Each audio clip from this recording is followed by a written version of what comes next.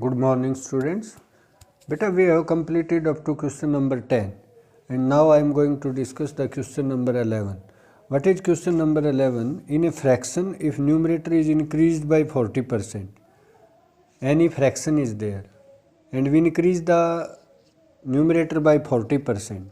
Let us suppose that fraction is x by y, then x is increased by 40% and denominator, that is y, is increased by 80%, y plus 80% of y and x plus 40% of x. Then what fraction of the original is the new fraction? भाई new fraction original fraction का किस ratio में आएगा? Find that ratio. तो this is the question बेटे. Let the original fraction is x by y. Fraction is that in which something in the numerator and some number in the denominator. These numbers should be whole number, integers, not integers, only positive integers. That is the fraction. New fraction is what? If we increase the numerator by 40% and denominator by 80%, so x plus 40% of x upon y plus 80% of y. We are going to calculate the new fraction. X plus 40% of x, 40 by 100x, y plus 80% of y, 80 by 100y. Because we are going to increase by 40%. किसका 40%? Whatever be the numerator, that one. So now take 100 as LCM, 100x plus 40x, 140x upon 100, and this is take 100 LCM, 100y plus 80y. It becomes 140x upon 100, 140x upon 100 divided by 180y upon 100. तो into करेंगे तो क्या आएगा? 100 upon 180y. 100 से 100 cancel, 0 से 0 cancel, 2 7 जा 14 और 2 9 जा 18. What is the answer? 7x by 9y. 7x और ये 9y. These are left. तो this is new fraction. And what is the original fraction? X by y. अब हमें निकालना what the new fraction upon original fraction is what? New fraction is 7x by 9y and original fraction is x by y. So this is new fraction divided by original fraction. 7x by 9y into कर रहा हूँ ना मैं, तो y by x. y से y cancel, x से x cancel, it is 7 by 9. तो therefore new fraction is equal to 7 by 9 of original fraction. Original fraction का 7 by 9 है new fraction. This is the question. Clear beta? I hope you understand. Now question number 12 beta. Question number 12 is what? The profit earned by selling an article for rupees 832 is equal to loss incurred when the same article is sold for rupees 448. कहता what should be the selling price for making 50% of profit? It means कि if अगर कोई article मान लो 832 रुपये में cell किया जाए,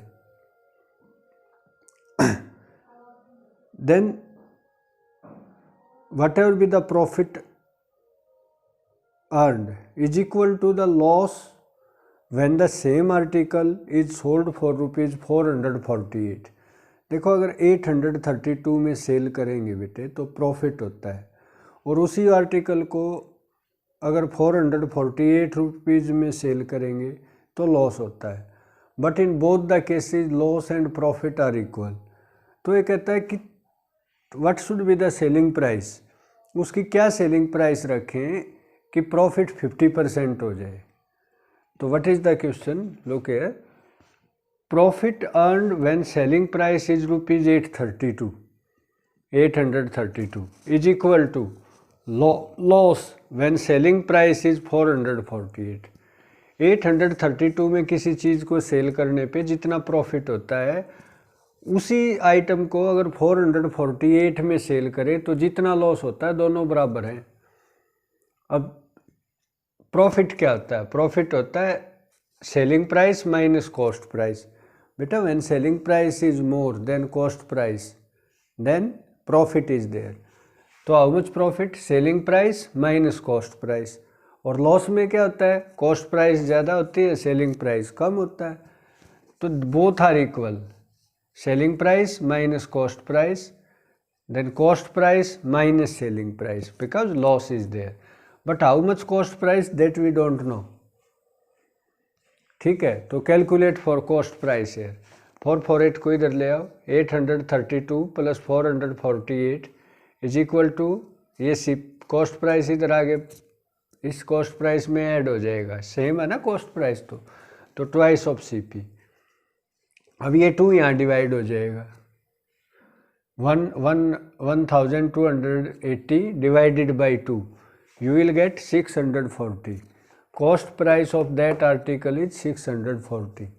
अगर 640 की किसी आर्टिकल को इतने में बेचें तो वही प्रॉफिट होगा जितना इसी आर्टिकल को 448 में बेचने पे लॉस होता है। ठीक है, अब कहता है कि what should be the selling price so that profit is 50%। तो 640 पे प्रॉफिट कितना, 50% प्रॉफिट कितना हो जाएगा, 640 का 50%, 50/100 of this cost price 640, this will be 320।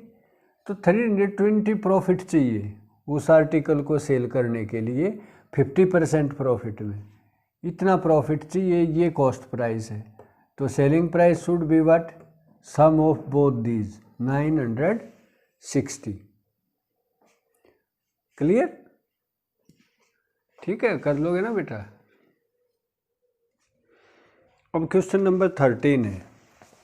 देखो इसमें क्या है कि ए shopkeeper, a man purchase a box full of pencils.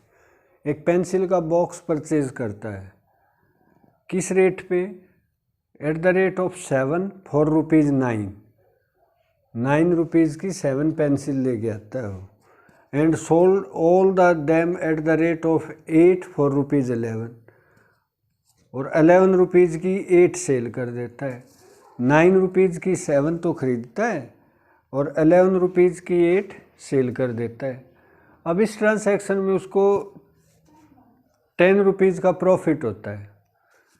तो बताओ how many pencils did the box contain, उस बॉक्स में कितनी पेंसिल थी। ठीक है बेटा, तो I am solving on the board all this. बेटा all these questions generally we calculated by comparing the cost price and selling price of one pencil. Just like it is given that cost price of 7 pencil is ₹9. तो find out the cost price of one pencil, that is 9/7. ठीक है, ये इससे less होता है ना तो ये डिवाइड होता है। अब सेलिंग प्राइस पे आओ, selling price of 8 pencil is ₹11। तो therefore selling price of 1 pencil is 11/8। एक तो वैसे ही फ्रैक्शन में देख लो या डेसिमल में चेक कर लो, 11/8 is greater than 9/7। But if you don't know then it is given that profit is there, total profit is ₹10 on this transaction. तो प्रॉफिट इज देयर, तो therefore selling price of 1 pencil should be greater than cost price of 1 pencil. Selling price of 1 pencil is greater than cost price of 1 pencil. That's why profit is there. तो what is the profit on 1 pencil? Selling price minus cost price. भाई profit तभी होता है जब selling price ज़्यादा हो cost price से। और how much profit? 11/8 minus 9/7. Take 56 as LCM. Then we will get 11 7s and 9 8s are 72. 5/56. This much rupees profit on the 1 pencil. तो अब यहाँ पे यूनिटरी मेथड लगा दो। If profit is 5/56 then number of pencil is 1, and if profit is ₹1 then number of pencil is 1 divided by 5/56, that is 1 × 56/5। ये change हो जाएगा। तो इफ प्रॉफिट इज ₹10 तो मल्टीप्लाई द 10, इसको 56/5 × 10, 5 2 जा 10, 56 2 जा 112। This is the answer. Clear it is.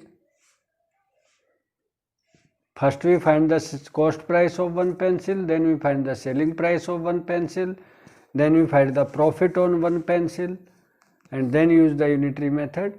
If pencil is 1, then profit is 5 by 56. Sorry, if profit is 5 by 56, then pencil is 1. If profit is rupees 10, then 56 by 5 into 10. ठीक है? Okay.